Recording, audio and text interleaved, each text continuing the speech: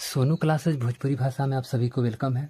आज हम लोग बिहार बोर्ड क्लास 10th के मैथ का चैप्टर 5.1 को ध्यान से देखेंगे, समझेंगे। उसमें जितने भी एपी के क्वेश्चन हैं सभी क्वेश्चन बारी बारी से ध्यान से देखेंगे, बनाएंगे। जो भी डाउट होगा उसको क्लियर करेंगे। इसलिए वीडियो को अंत तक बने रहे, ध्यान से देखें, समझें और ज़्यादा से ज़्यादा वीडियो को शेयर करें, चैनल को सब्सक्राइब करें। प्रश्नावली 5.1 में हम लोग को पढ़ना है अर्थमेटिक प्रोग्रेशन, जिसको हम लोग एपी बोलते हैं। एपी का फुल फॉर्म हो गया पूरा, एपी का पूरा नाम अर्थमेटिक प्रोग्रेशन है।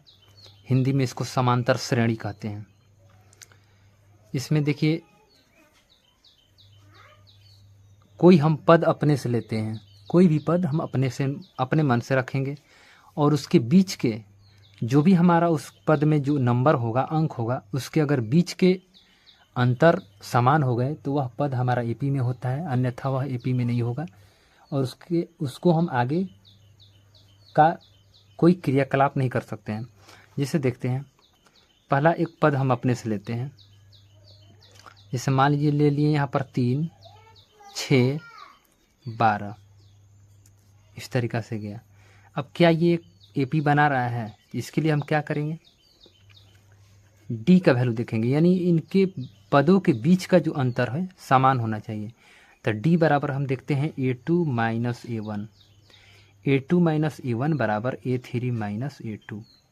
यानी दूसरे पद में से पहले पद को घटाएंगे और तीसरे पद में से दूसरे पद को घटाएंगे। अगर दोनों पद बराबर हो गया तो यह हमारा एपी में होगा, यानी सार्वंतर किसी भी तरीक़ा से बराबर हो जाना चाहिए।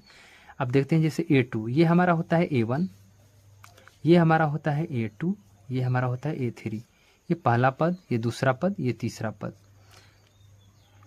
अब दूसरे पद हमारा देखेंगे, दूसरा पद हमारा है 6 और पहला पद हमारा है 3। इसमें देखते हैं, तीसरा पद हमारा 12 है और दूसरा पद हमारा 6 है। तो यहाँ पर हम देखेंगे तो 6 में से 3 गया तो ये हो गया 3 और 12 में से 6 गया तो ये हमारा हो गया 6। ये दोनों पक्ष जो है बराबर नहीं है। जब बराबर नहीं है तो हम कह सकते हैं कि यह श्रेणी एपी में नहीं है। यह श्रेणी एपी में नहीं है, यह श्रेणी एपी में नहीं है। बात समझ में आ गई। इसी तरीक़ा से एक और हम पद लेते हैं अपने मन से, 2, 4, 6, 8, इस तरीक़ा से लेते हैं। इसका देखते हैं, डी बराबर A2 माइनस A1 बराबर A3 माइनस A2, ये होता है। अब A2 बोले तो ये हमारा 4 है, A1 हमारा हो गया 2, A3 हमारा हो गया 6 और A2 हमारा हो गया 4। अब देखिए, 4 में से 2 गया 2 हो गया और 6 में से 4 गया तो ये भी हमारा 2 हो गया। अब देखिए, इसमें यहाँ पर दोनों पक्ष क्या है, बराबर है। तो हम कह सकते हैं कि यह श्रेणी एपी में है, एपी में है, यह श्रेणी एपी में है। इस तरीक़ा से ये बनता है। तो एपी हमारा यही है और कुछ नहीं है। यानी कुछ पद लेते हैं और कुछ पदों के बीच का अगर अंतर समान हो तो वह एपी में है, अन्यथा वह एपी में नहीं होगा। अब यहाँ पर देखिए, जिससे हमारा हो गया A1, A2, A3, A4, यानी 4 पद दिए हैं। अब इसमें मान लीजिए हमको 5वां पद चाहिए, तब 5वां पद तो A5, 5वां पद हमको चाहिए। तो इसका फार्मूला लगेगा A5। यहाँ पर 5 जो है ये हमारा n का वैल्यू होता है, यानी AN बराबर फार्मूला एक होता है A plus n minus 1 into D. अब देखिए AN क्या है, तो AN जो हमारा होता है अंतिम पद होता है, अंतिम पद, लास्ट का नंबर। और A हमारा जो होता है ये प्रथम पद होता है, ये हमारा क्या है, प्रथम पद। और n जो होता है ये क्या होता है, पदों की संख्या। ये हमारा क्या होता है, पदों की संख्या। और d जो होता है ये सार्वंतर होता है, ये d जो होता है सार्वंतर होता है। तो इस तरीक़ा से इसके हम पद बता दिए कौन क्या होता है। अब मान लीजिए हमको अंतिम नंबर चाहिए तो ये फार्मूला लगाएंगे, छोड़ देंगे। जो चीज़ नहीं दिया उसको छोड़ देंगे, जो चीज़ दिया उसको रखेंगे, ऑटोमेटिक वैल्यू निकल जाएगा। n का वैल्यू चाहिए, यानी n हमारा पदों की संख्या, इसमें टोटल कितने पद हैं, n की संख्या, तो n को छोड़ देंगे, बाकी सब वैल्यू रखेंगे, आंसर आ जाएगा। वही चीज़ है। मान लीजिए हमको A1 A2 A3 A4 A5, A5 का नंबर चाहिए, यानी 5वां पद चाहिए, यानी अंतिम नंबर हमारा 5वां पद है। तो A5 का अगर वैल्यू चाहिए तो फार्मूला लगाएंगे A plus N minus 1 into D. अब A5, तो यहाँ पर A बोले तो A1, तो A1 हमारा कितना है तो 2 है, प्लस N हमारा कितना है तो N का वैल्यू दिया है 5, 5वां पद चाहिए, और D का वैल्यू कितना है तो D का वैल्यू अभी निकला 2। अब यहाँ से हम कैलकुलेशन करेंगे तो 2 प्लस 5 में से 1 गया, यानी 5 में से 1 गया तो ये हो गया 4। अब 4 में 2 से गुना कर देंगे तो कितना हो जाएगा, 4 2 जा 8 हो जाता है, यानी 4 दूनी के 8, यानी A1 का वैल्यू 2, N के जगह 5 रखेंगे, 1 का 1 और D की जगह हम 2 रखेंगे। तो 2 का 2 हो गया, 5 में से 1 गया तो 4 हो गया, और 4 में 2 से गुना कर दिए तो 4 दूना के 8 हो गया, और 8 2 10 हो गया। ये हमारा अंतिम यानी 5वां पद जो निकलेगा हमारा क्या हो जाएगा 10 होगा। इसी तरीक़ा से अगर हम चाहें तो डायरेक्ट भी रख सकते हैं।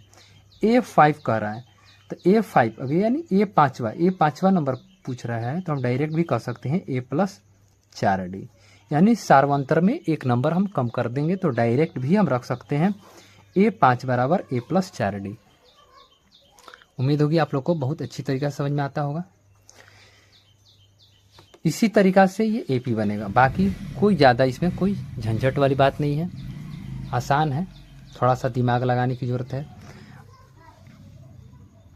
इस तरीक़ा से और भी कुछ फार्मूले होते हैं। प्रथम पद हमने आपको बता दिया, प्रथम पद हमारा ये होता है, इसको A1 भी बोला जाता है, A भी बोला जाता है। सार्वंतर होता है एक, प्रथम पद को बोलेंगे हम यानी फर्स्ट टर्न भी बोलते हैं। ये सार्वंतर जो होता है ये D से सूचित किया जाता है, यानी D बराबर जो निकलता है फार्मूला सार्वंतर कैसे निकलता है तो A2 माइनस A1 ये होता है। उसके बाद होता है nth टर्न, यानी TN भी बोला जाता है कहीं कहीं, AN भी कहीं कहीं लिखा जाता है, इसको भी L भी हम लिख सकते हैं, यानी इसका फार्मूला होता है A plus N minus 1 into D, ये होता है। उसके बाद होता है योगफल निकालने का फार्मूला होता है SN बराबर नंबर ऑफ सम, तो SN बराबर होता है N/2 into 2A plus N minus 1 into D, ये होता है। एक होता है SN स्मॉल फार्मूला होता है SN बराबर हम कह सकते हैं N/2 into A plus L। ये L कब लगता है जब TN का वैल्यू दिया हो, तो ये फार्मूला हम रखेंगे, तुरंत आसानी से निकल जाएगा। चलिए इसमें से कुछ क्वेश्चन को हम लोग देखेंगे। 5.1 का पहला सवाल क्या कर रहा है, आइए इसमें 5.1 का जो पहला सवाल है उसको देखेंगे। प्रत्येक किलोमीटर के बाद का टैक्सी का किराया जबकि प्रथम किलोमीटर के लिए किराया 15 रुपया है और प्रत्येक अतिरिक्त किलोमीटर के लिए किराया 8 रुपया है। इसको क्या करना है, चेक करना है कि AP में जो ये सूची दिया हुआ है क्या ये सूची AP में है, क्या इसका जो कथन है अगर इसके अनुसार अगर हम कोई पद बनाते हैं तो क्या वह पद जो है AP में होगा कि नहीं। वही कह रहा है कि निम्नलिखित स्थितियों में से किन स्थितियों में संबंध संख्याओं की सूची AP है और क्यों है। प्रत्येक किलोमीटर के बाद का टैक्सी का किराया जबकि प्रथम किलोमीटर के लिए किराया 15 रुपया है और प्रत्येक अतिरिक्त किलोमीटर के लिए किराया 8 रुपया है। तो चलिए इससे जो पद बनेगा उसके पद को हम देखेंगे क्या यह AP में है कि नहीं है। देखिए पहला जो है पहला पद में क्या कह रहा था कि पहला पद उसका 15 रुपया है, मानी इसका मतलब ये हुआ कि पहले किलोमीटर के लिए वह 15 रुपये देता है। उसके बाद दूसरे पद के लिए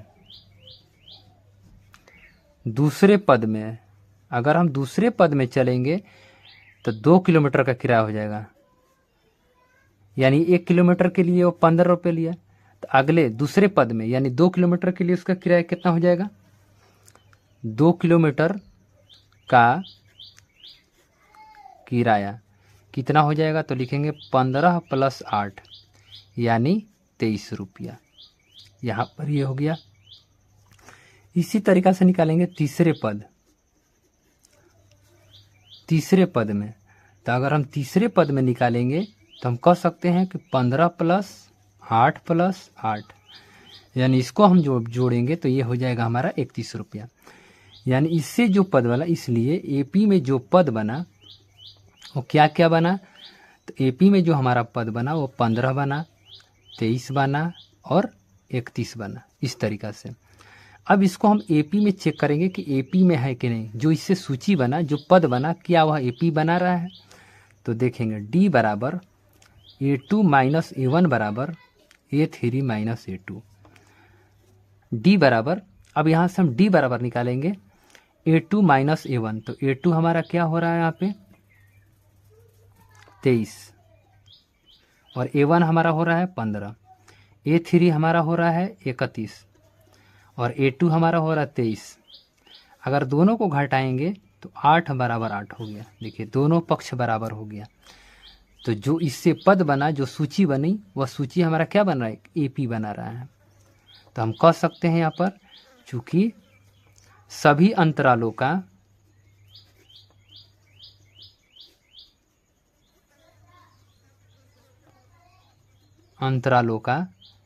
अंतर क्या है, समान है, अर्थात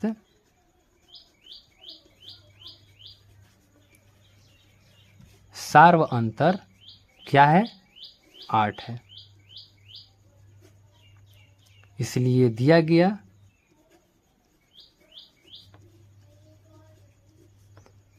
गया जो सूची है वो क्या है, एपी में है। उम्मीद होगी आप लोगों को बहुत अच्छा तरीका से समझ में आ गया होगा। अब अगले वीडियो में हम लोग दूसरा, तीसरा, चौथा, 3-4 सवाल और है इसमें, पहला में, वो सभी को देखेंगे पारा पारी। तब तक वीडियो को ज़्यादा से ज़्यादा शेयर करें, चैनल को सब्सक्राइब करें। धन्यवाद।